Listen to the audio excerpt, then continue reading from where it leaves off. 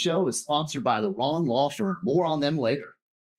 From courtroom battles to closing table saves, Michelle Rawn reveals the legal lessons every investor needs to hear.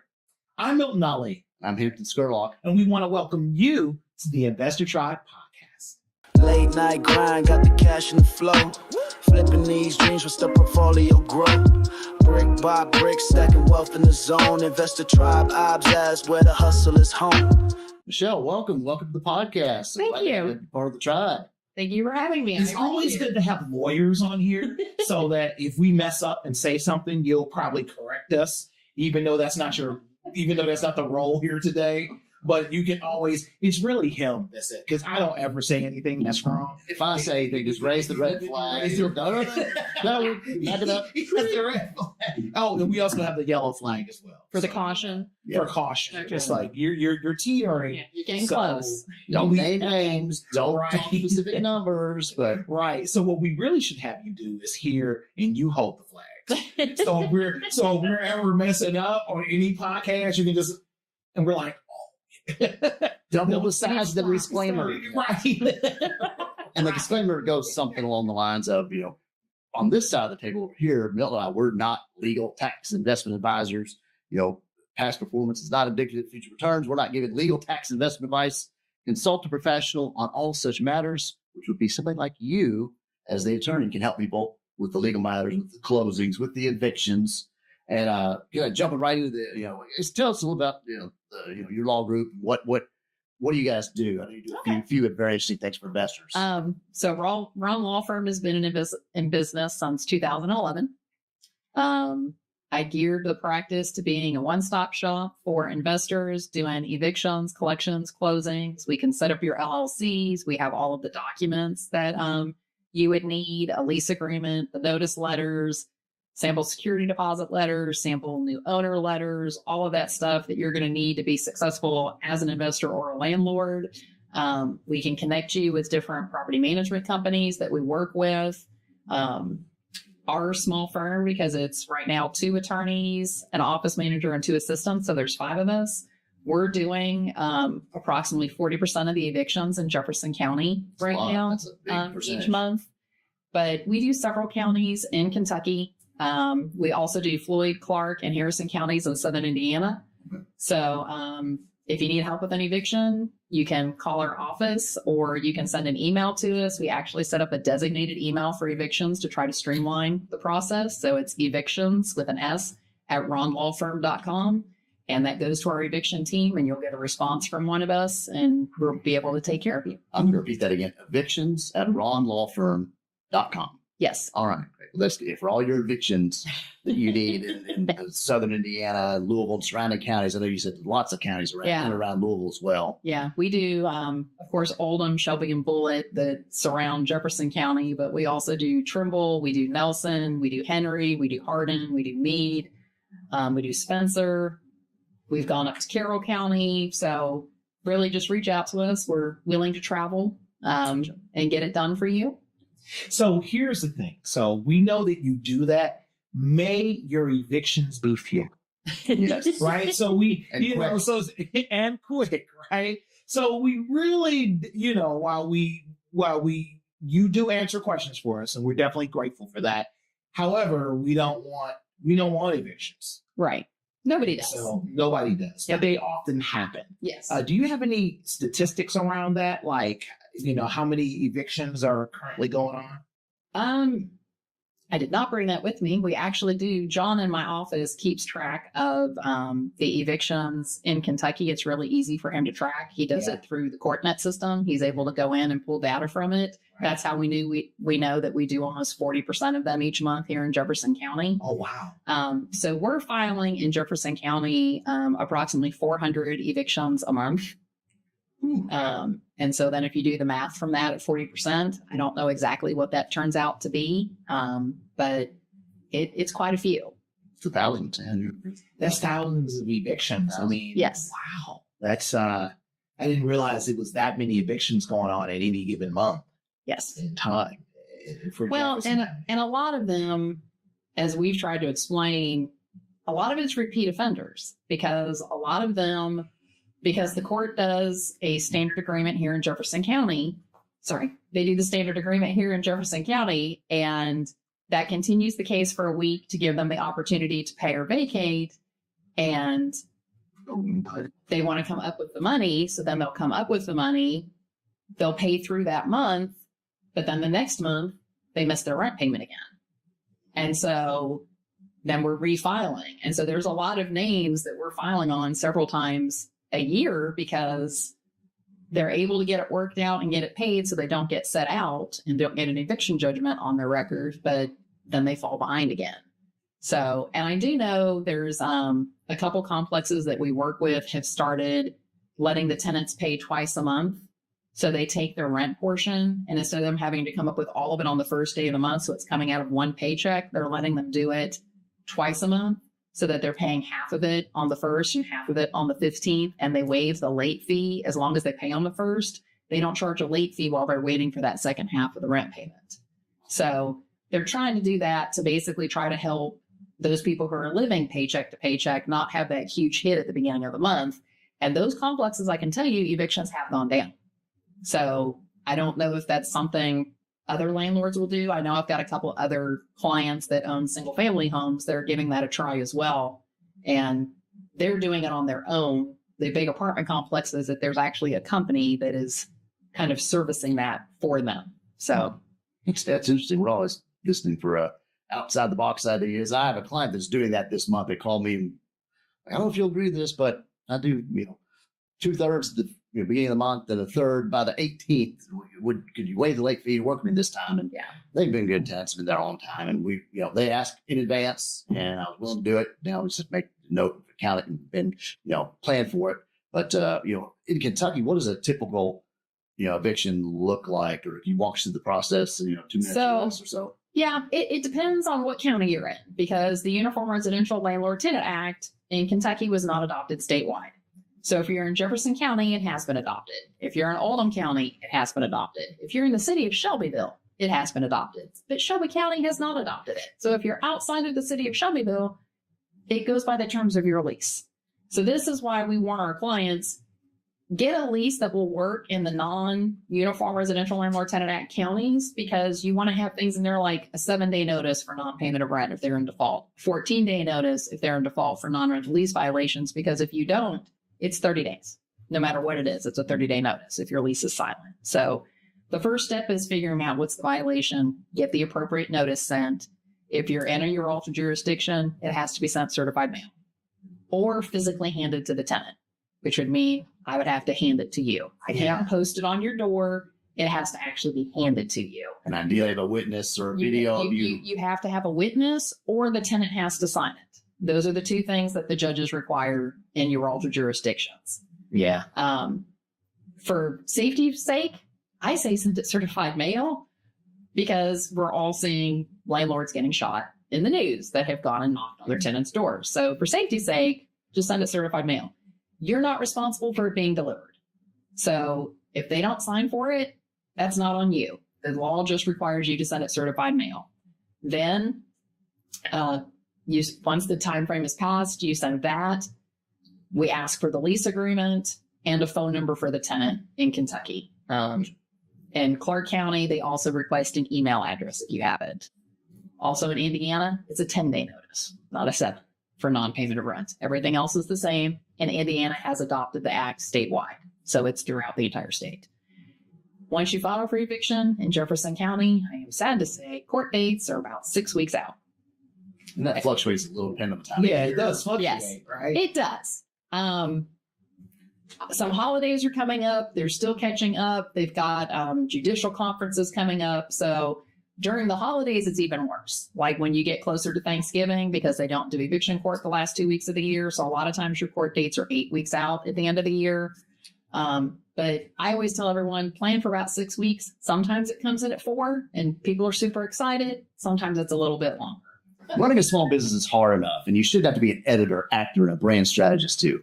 Our friends at Bespoke Marketing can help you look great while you do what you do best. Visit them at bespokemarketing.org. Bespoke Marketing, connections, tailor-made. And so Back to the evictions. yeah, I know, right? Process that. I know. And so what's one legal mistake new investors make? And do you have a story where someone recovered from it and came out better? So the biggest mistake a lot of the newer investors make is they think they can just go post the notice on the door.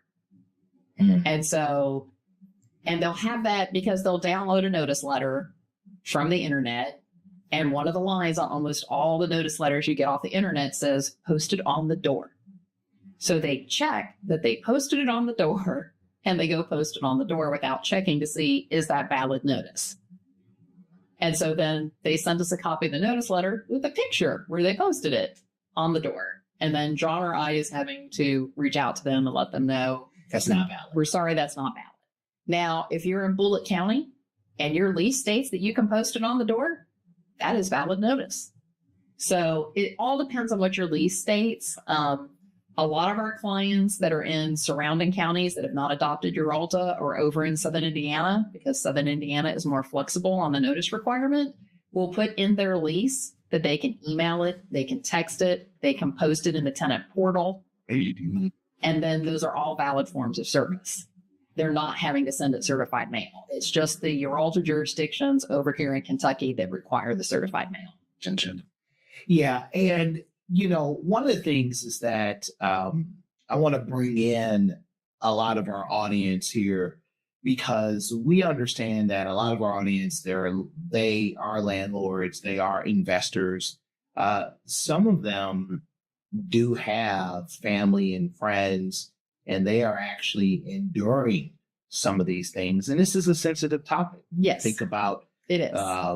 eviction. Like it is definitely like, as an investor, I look at it as an opportunity to protect my own margin and to protect our own investments at the end of the day. And that's how we look at it.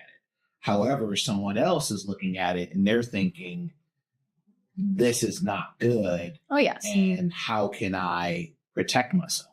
Oh, yeah. I have several friends that ask me how I sleep at night because I evict people from their homes. And I'm like, well, You represent big, evil, greedy yes. landlords. And they point out to me, well, they've got all kinds of money. They don't need it. I'm like, You should just no, let people live for free. I represent a lot of mom and pop landlords, and this is their retirement. This is the money they're getting to live on for them. And even some of the bigger complexes that we represent, if people aren't paying their rent, that's going to affect everybody at the development, because not all of even the big complex owners, they've got mortgages, they've got expenses for staff. And if you've got a handful of people not paying their rent each month, that adds up. And if they're unable to make that mortgage payment and they come and foreclose on that, that affects everybody in that development. Yeah. I mean, and when my tenant wasn't paying rent, I had a hard time sleeping at night. So I don't know about, Yeah. you know, how do you sleep at night? Wait a minute. If Yeah. they're not paying, if I can't pay my bills, I'm having a hard time trying to figure some things out. Exactly. Because I didn't buy another house to pay another mortgage. Yep. And so how are you helping newer investors navigate these things? So I work with a lot of new investors through CREA because I sit on the board there. So they get my name and they come in. CREA is the Kentuckiana Real Estate Investors Association. So I also sit on the board of CRE, which is the Kentucky Real Estate Exchangers, which is more commercial properties. And then I see you there too. Yes. And then I sit on the board of the Louisville Apartment Association, which is apartment complexes. So it's fourplexes and up. And so when I get new clients through those different venues and new investors, I try to sit down with them and explain what the process is to set their expectations. I let them know because I'm an investor and I currently have 2 vacancies, which is, upsetting, but it's just Right. part of it. And it's not because I had to evict anyone, which is good. It's 2 newer units that I bought that needed some rehab. We got the rehab completed and now we're working on getting tenants into them. So, but I'm making mortgage payments each month with no rent coming in. And that's what I tell them, make sure you have a cushion because you need to make sure if a tenant doesn't pay or heaven forbid, knock on wood, I've been very fortunate. None of my tenants have trashed my units before they've moved out. It's been very minimal, clean the carpet maybe is what I've had to do the 2 times I've had people move out. And so I've been very fortunate because we do collections. I see the pictures of the nightmare stories of the tenants who destroy the leased premises before they leave. And then I've got my mom and pop landlord calling me going, what am I going to do? I don't have the money to fix this. And so, thousands and thousands of dollars of damage. Sometimes. Yes. Was that one of the reasons you didn't jump right into real estate? Because you see all these horror stories and you're evicting people left and right, and then make you a little hesitant to become a landlord yourself? Yeah, it took me a long time. I've only been a landlord for about 5 years. And it was a big decision. I was, because I've seen all your horror stories. I've seen all the nightmares. I've seen the pictures. I'm the one going to eviction court. And I'm just like, okay, I don't want to be in this position. But luckily, I've also saved up my money. And before I made the leap, I was like, okay, I have a cushion. I've got a plan in case something goes wrong. And that's what I advise them is you need to have a cushion. You need to have a plan. And I think that's why a lot of the younger investors I'm working with are starting with flips. And they're trying to do a few flips to build up some money to get that cushion. But I've got one I'm working with right now that he bought it as a flip. And when he got in and started rehabbing it, several things went wrong during the rehab. And his rehab costs are about 3 times what he thought it was going to be initially. Ouch. And so we sat down and went through the numbers. And he's now going to keep it as a rental because he is either that or he's going to lose money on it. And so if he keeps it for a rental, we figure after about 5 years, he'll recoup that loss and be able to decide, okay, do I want to keep it as a rental and I think this is his 4th flip that he was doing. His first 3 went really smooth. Gotcha. And this one it was unforeseen. So yeah, I mean, I'm with you here when it comes to the hesitation. So as a real estate agent, some of my early business was going and selling properties that were turned, and one bad tenant took them out of the business. They were like, you know what? I don't ever want to experience this again. We have to completely gut the house, practically rebuild a home. Mhm. And they're just at Milton, why don't you go ahead and just put it on the market, sell it, and be done with it. I had one situation where one of the kids was selling drugs in the street, and it was the tenant's son. They followed the tenant's son into the house, shot and killed him. And that was it. So the tenant didn't want to live there anymore. understandably so. And the owners didn't want to rent it out anymore. Right? Oh, yeah. And so we had to disclose the stigma, even though in Kentucky you do not have to disclose the stigma. Right. However, we took it, we wanted to be wise about it, so we did disclose. But that's exactly what happened. Was this one of my properties? No. Okay. I think I've got one similar to that. I think Right, you saw right. that one too. Oh yeah. They followed the guy home. They shot it. The son had an argument. They shot him on the porch and got the dog too.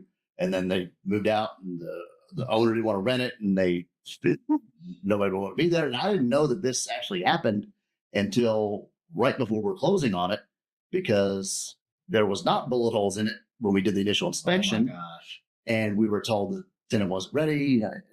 Back in the, oh gosh, it was just a nightmare. But it turned out to be okay house, came in a bundle.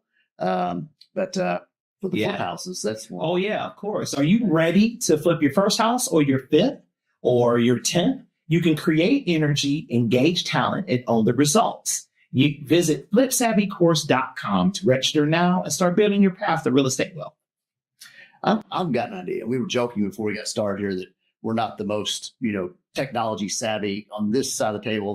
The guys that push the buttons and the keyboards. And make Shout it out to the Bespoke marketing team. Yes, that kind of Drew produce and our Aaron. podcast. I mean, it's really cool. They got the lights, they got everything going on, and we're the talkies. You said talkies, not techie. That's right. That's right. So it's super cool to just be able to have that. So And I was thinking that we may lean on their expertise as the techies and your expertise on the legal side. And I don't know if it'd be beneficial, but possibly making video for our library, the basics of evictions in Kentucky, Okay. talking about just kind of what you went over, the steps, but also the disclaimer: be careful because it varies by area. But here's some of the basics. If you're in Lease County, it's this and this. But then you get all those people that may come to you and have questions. You can send them to a 3 to 5 minute video, Okay. and then they don't have to call and take it. You don't have to spend a lot of time, and they can, if they need more questions or want to sit down with you for specifics, then they've been prepped and they know the basics. And I know sometimes it can be frustrating repeating the same thing over and over. It's not to help people. And we call the video how to kick people out of the house. So we don't want to call it that because because that's already just kicking it. No, just kicking it out of the house, no. We want to give it some kicking people out of the I want to have house. some sympathy because sometimes it's not all the tenant's fault. A lot of times it is, not all the times. I've seen circumstances where Oh yeah. there's both parties at fault, or it's crazy landlord, or Well, there's unforeseen circumstances. I mean, And it's hard to have patience with people that don't have my money. It's just what it is. I mean, I can't front. the Like, people that that is- lose their it's job, very they have health difficult. issues, they do because divorce. I'm there. You never know the stuff that's going on in our lives, right? right. There's stuff that goes on in our lives on top of that, and then you can't afford your rent payment, which means I have to either dip into something. I endure benefits and losses every month in this business. Exactly. This is not an easy business to be in. And yes, you can say that I took on that risk when I decided to become a landlord as a real estate investor. Okay. So don't cry for us. All right. But we can cry for each other. So so you see what I'm saying? So a lot of folks won't cry. Yeah. We can have a support. Well, it's a tribe. It's called the investor tribe. That's right. where we can kind of come together and we can have these conversations, because I'm sure sometimes there's a lot of investors just don't know who to turn to and don't know where to go. And that's why you're here today, to kind of help us navigate that process, because it's an emotional process. Oh yeah. And it's a lot of risk that we have to take on. It's And- emotional for everybody. Yeah. I mean, the tenant's upset that they're losing their home. The landlord's upset they might be losing an investment property if they're not able to get the tenant out in a timely manner, or if the tenant trashes it. And so it's emotions are high on both sides. That's one of the reasons I've got a couple of clients that I work with that self-manage, and I feel they're overly attached to their properties. And I've recommended maybe you need to take a step back and hire a property manager, so you're not dealing with the day-to-day and your stress level comes down, and you're not having all of this, they're trashing my home and I'm so upset about it, and you're the one seeing it, or you're the one getting the phone call in the middle of the night, hey, my toilet's clogged, or there's water running and I can't figure out where it's coming from. And I have a property manager because I run a law firm. I don't want a second full-time business of running my real estate portfolio. I want someone else to handle that, where it's gotten to the point when I find a property, they go walk the property with me. They help me with my rehab estimate if rehab needs to be done. And they go to the closing with me, and I hand them the keys, and they're like, well, don't you want to come? No, I don't want to be involved. I have handed it off to you. Call me if there is a problem. It's your responsibility now. Money gets direct deposited to my accounts for me, and I don't have to worry about it. I get a monthly report. And so for me, that's much better. I've got other clients that just can't do that. They want to be involved and they thrive on that. They used to do their own evictions. And then they finally decided, you know what? My time is more valuable not having to sit in a courtroom all day. After you pay for parking and wait Yes. for the back of the line. Exactly. Because all the attorneys Because they go do the first. attorneys first. Yes. Yeah. The Yeah. gross saves are at the end. Yeah. And so What's super In cool? Jefferson County, Kentucky, at least. is it all of the counties? Right. All the counties do the attorneys first. And we did an episode. So we did an episode recently about the 7 deadly scams. No, it wasn't 7. The scams and the red The flags. scams and the red flags that tenants pull on landlords. And we went through several of these different types of scenarios, what happens, and and how our investor tribe can protect themselves. And so what I want to know is, through your involvement in the investor group, what's a story you recently heard that made you stop and think differently about the work you do? Wow. I'm acidic. So, Well, so nothing has restored your faith in humanity. Is that what I'm hearing? Okay. I know it's bad. It's really bad. And I know that, but John and I both laughed. John Benz is the other attorney in our office that, like we're dark and twisty, like from Grey's Anatomy that, and right now, Sophie in our office is one of our assistants. We're like, she's our ray of sunshine. She is just For now.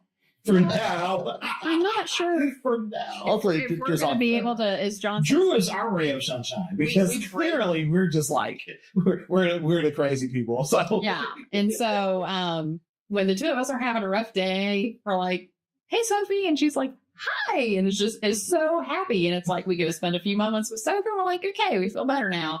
And we're able to go back because we are getting the phone calls. No one's calling us and going, oh my gosh, Michelle, I have the superintendent. And they're paying every month and they're maintaining the property and no one calls and tells me this. They just paid a year in advance. So I was going to call and say thanks. Yeah. I don't get these phone calls. I get the phone calls of their dog bit the neighbor and now the neighbor's suing me and what do I do? Or, I actually have 2 of those going on right now. And luckily in Kentucky, the landlord is not responsible for the dog bites anymore unless the landlord has actual knowledge that it was a vicious dog that should not have been allowed on the property.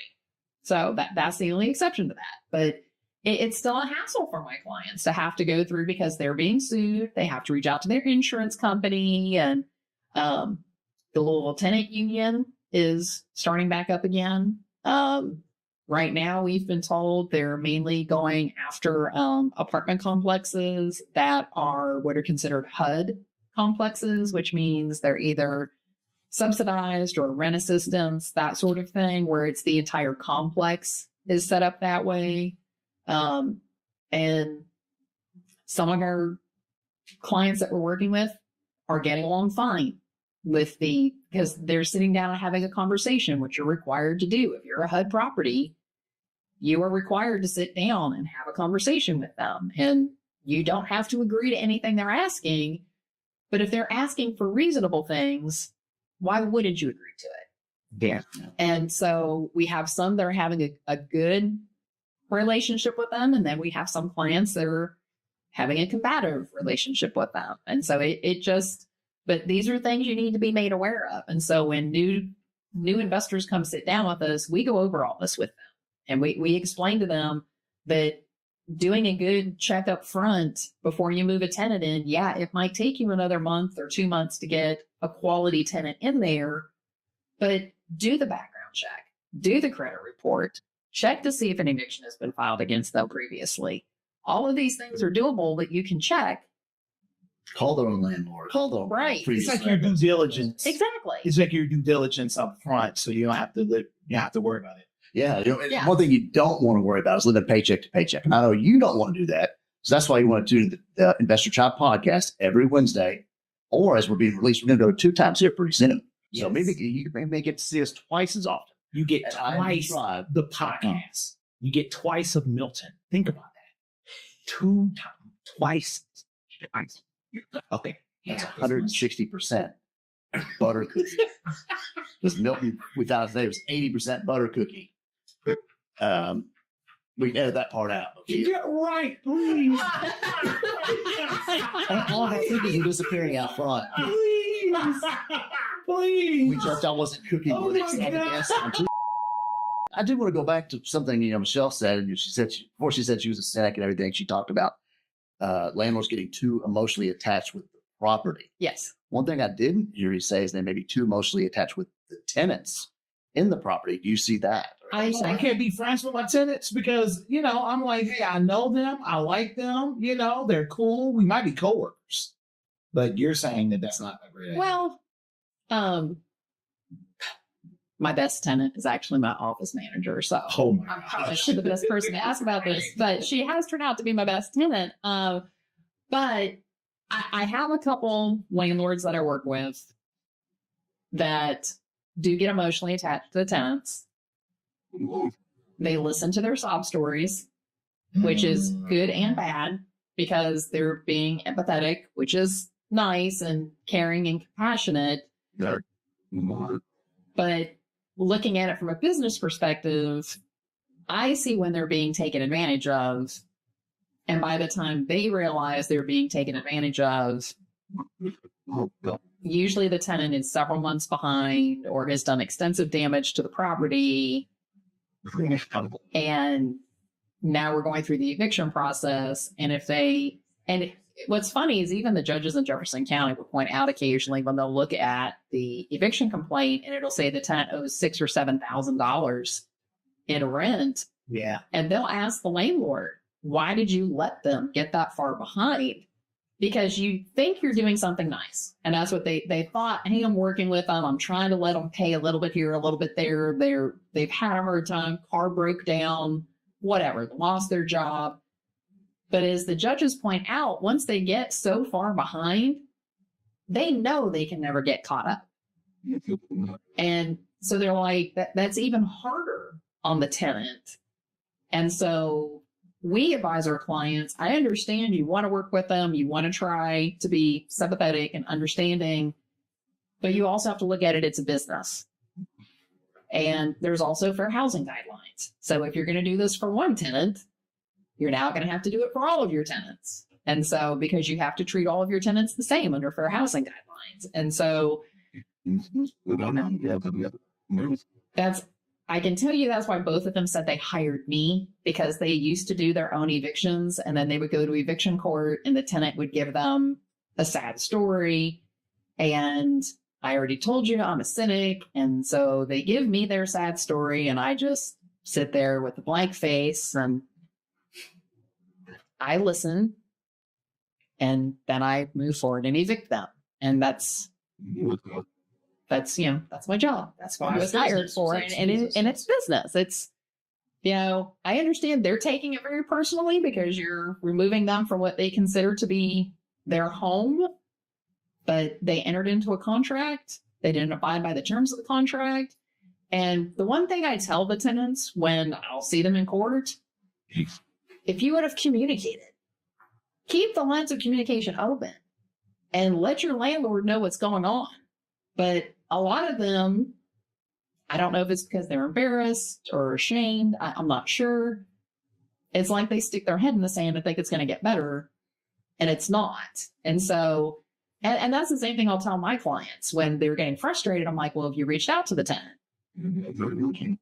Yes, we need to start the process to be able to evict if we have to, but have you called them? Have you emailed them? Have you texted them? Have you tried to find out what's going on, especially if they come to me and say, well, this tenant was great for 8 years and then suddenly they stopped paying.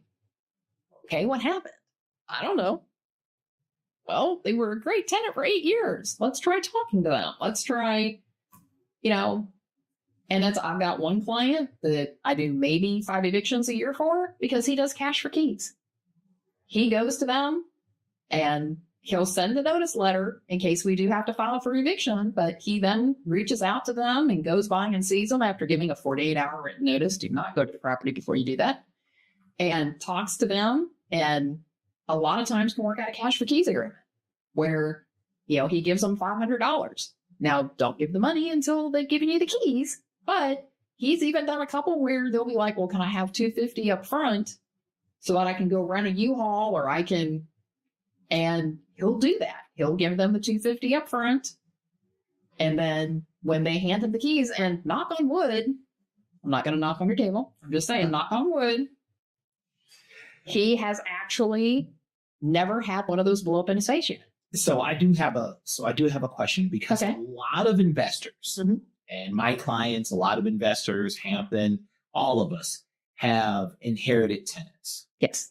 And so what are your thoughts about buying property that with tenants already in place?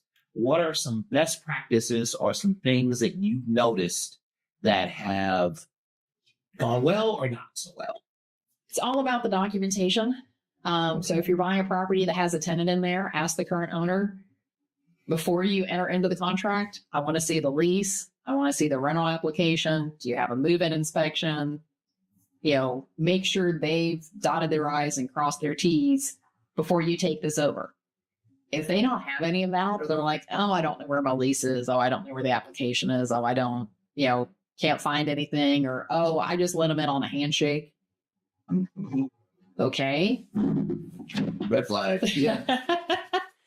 Yeah. Also, how do they pay? And if they're like, oh, they pay great, show me. Show me in your books. I want to see copies of their checks, or I want to see if they're paying on a portal. I want to see that. Don't just take the word for it of the person who's trying to sell you this property. Oh, they pay great. Because I did a closing recently for one of my clients. We put the prorated rent on the closing statement because the seller said, oh yeah, I collected the rent this month. My client went and spoke to them after the closing, and the guy laughed. He's like, I haven't paid rent in 6 months. I'm not going to pay you a penny either. Uh-oh. And he's like, because I know how long it takes for you to evict me in Jefferson County. He goes, so good luck with that. Sounds like a real gem. Yeah. And so he had not asked for a lease. He had not asked for any of that. And so then he calls the seller and he's like, hey, the tenant's telling me he hasn't paid you in 6 months. He's like, yeah. He's like, you told me he had paid you. He goes, we even prorated rents. He goes, yeah, that was a small loss to take, giving you credit for the rent. And so the seller knew what he was doing. He was getting rid of a headache. Wow. Yeah. Wow. And so he called me after the closing and he's like, all right, we need to send a 7-day notice letter. Well, I said to him, has the tenant ever paid? Because if he's never paid rent, we can't rely on the seller telling you that he paid rent, because we've now found out the seller lied to you. You're going to be taking the seller out. So, okay. Do not do that. Do not do that. I'm sorry. That was just overreaction. But oh my goodness, that is definitely deep. Surepoint Equity is one of our sponsors. They are a trusted hard money lender, and they help real estate investors fund smarter and faster. Learn more at surepointequity.com. So that sounds like a nightmare for the. It was, and it was one that he went and found on his own. He happened to find, I don't know how he found them, but he found the owner on his own and went and talked to him, and he's bought other properties in that subdivision. And so he knows the subdivision. He likes the subdivision. It's his butter zone, his comfort area. But we're now working through the process because he went back to the tenant and asked the tenant, have you ever paid rent? He's like, why would I answer any questions for you? So we don't know. We don't know if the rent that the seller told us was what the rent he was supposed to be paying is actually what he was supposed to be paying. And we can't risk that with how long evictions take in Jefferson County. So we send him a 30-day lease termination. And we're waiting for the 30 days to pass. And then we'll file for eviction because the tenant has called him after he received a letter. He had our office send the letter and just let him know, I'm not moving out. So I'm not paying you. I'm not moving out. That's probably not going to end well for the tenant, but it's something you hear as a landlord. Oh, yeah. Sometimes. Yeah. I don't know what people So how do you navigate that? Let's work this through the conclusion for the podcast, for the tribe. He's gonna have to go through the full eviction process. So it started with the 30-day notice letter, since we don't have a copy of the lease, and he learned the lesson. Do his due diligence up front. Get a signed copy of the lease. Get the move-in inspection, the application. Get documented proof that he's been receiving the rent payments. I mean, he just relied upon what the guy was telling him. And so now he's learned, okay, I can't do that going forward because he's got a hard money lender. So he's paying interest. He can't get into the property. Got no money coming in. He's got no money coming in. He can't start his rehab on it that he wanted to do. You're very affordable, but there's some cost to do the eviction and court fees, but yeah, that's not a good position to be in. For No. for that. So he's on hold right now. And luckily, he's a big enough investor that he's pivoting and moving on to his next property that he's planning on purchasing and working on it because he knows this one's in a holding pattern right now because we have to wait for the 30 days to pass before we can even file the eviction. So we're waiting for July 31st to come and go. And we'll file the eviction for him. Yep. We'll file the eviction for him on August 1st. But then most likely his court date's going to be mid to late September. And since sit outs potentially can be taking another 4 to 6 weeks once you get your judgment, he could be very close to the holidays before he gets him actually out of that property. And he's having to pay interest on a mortgage right now with no money coming in. Plus See, taxes that is- and insurance. That is beyond upsetting. Yeah. That It is. beyond upsetting. And it happens. I've got one younger investor that I'm working with that a family member called and asked him to rent to a buddy of the family member. And he called me last week and was like, I screwed up. He said, I've had a great track record. I've done what you said. And he goes, I get 2 paycheck stubs. I make them write me a check when they do their application fee. So then he goes, so then I know where they bank. And he's like, I didn't do any of that. He goes, I didn't even have him complete an application because he was a friend of a family member. And he goes, now he's not paying. I don't know where he works. He goes, I'm worried he's going to damage my house when I send him the 7-day notice letter. He goes, and I'm not going to be able to pursue him in collections because I have no information on anything because I was doing this as a favor to a friend. And so that's my one piece of advice. Get your practices, your policies, your procedures in place. Yes, I've rented to my office manager and she's one of my tenants, but she had to fill out an application. She had to go through the background check. She had to go through everything, just like any of my other tenants, even though I know where she works because she's my employee. It's our paychecks. Yeah. No, you're going to jump. You're going to do the move-in inspection. You're going to do all of that. You're going to pay a security deposit. She's paying pet fees. You have to treat everybody exactly the same. And I know we're kind of running out of time here. We talked a lot of time about evictions, but you also do closings. Yes. So a lot of that's more a jovial topic as people are, Yes. buying or selling a home or adding to their investment portfolio. That's my happy law. The happy law. Oh, that's good. That's Happy law. Close it. See, happy law. I love happy law. It's my happy law. Right. So- Oh, I love that. Of course, I I'm love also that sick and term. twisted. I enjoy evictions, but we don't talk No, about no. that. Well, we need people to travail in your space because it is not easy in the least bit. So we want to hit you with some other things, you know. So what's your favorite animal? A dog. What kind of dog? My favorite dog would be a beagle, but I currently have a schnauzer because I became allergic to beagles. Became allergic to beagles. I love beagles. I love Snoopy. Yeah. Snoopy is a Oh, beagle. And I'm Absolutely. a big Snoopy fan. Yep. So Yeah, my first dog was a beagle. And when she was 10, I suddenly started having allergy issues and found out I was allergic to my dog. And so can anybody find you on social We media? have a Facebook page and we have a website, which is rawlawfirm.com. Awesome. So we want to thank you so much for helping the tribe out today. This is like one of the things that it's long overdue. This was long overdue for several reasons. We should have given ourselves a late notice. It was right. So late. Sorry. I'm sorry it's taking us so long. Yeah, sorry it's taking so long. But it's long overdue, but we're definitely glad. Can you come back? Oh, yeah, absolutely. Okay, great. You're a member of the tribe. Well, thank and you. we're definitely glad that you came out and helped us out, helped the tribe out today. And I'm Milton Ali. And I'm Hampton Scurlock, and you can check us out on all the socials, Facebook, Instagram, X, YouTube, and Spotify. All the handles at IMV Tribe.